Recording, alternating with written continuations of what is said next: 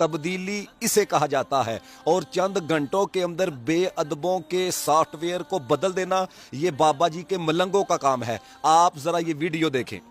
मैं अल्लाह पाक और उसके रसूल सल्लल्लाहु अलैहि वसल्लम पर कामिल ईमान रखता हूँ और आप सल्लल्लाहु अलैहि वसल्लम को आखिरी नबी मानता हूँ। मैं हज़रत मोहम्मद सल्लल्लाहु अलैहि वसल्लम की आल पाक और तमाम सहाबा कराम का दिल से एहतराम करता हूँ। कुछ दिन पहले मैंने अपना परफ्यूम 295 के नाम से लॉन्च किया था। इससे मेरा हरगिज़ मकसद कानून में न मुझसे रिसालत 295A 295C है, तो मैं बिल्कुल इनकारी नहीं हूँ। मेरा बिल्कुल मकसद ये नहीं था कि मैं 295A या 295C जिस रिसालत की तहत भी लगती है तो मैं आपका इनकारी नहीं, ऐसा बिल्कुल हरगिज़ नहीं। कल तक ये 295C पर कलाम कर रहे थे और बेबाकी के साथ कलाम कर रहे थे, लेकिन जब बाबा जी के मलंगों ने आवाज उठाना शुरू की और सोशल मीडिया पर एहतजाज करना शुरू किया और देखें ये कहते हुए नजर आ रहे हैं कि मैं नबी पाक अलैहिस्सलाम को आखिरी नबी भी मानता हूँ, आका अलैहिस्सलाम की आल से भी प्यार करता हूँ और तमाम सहाबा से। मैं कहना चाहता हूँ, याद रखना, तमाम सहाबा के अंदर ना हजरत अमीर मुआविया रदी अल्लाह ताला अन्हो का भी नाम आता। और आखिर के अंदर मैं ये कहना चाहता हूँ, इसने अपनी वीडियो के अंदर कहा मेरे उस्ताद पे भी 295C लगी थी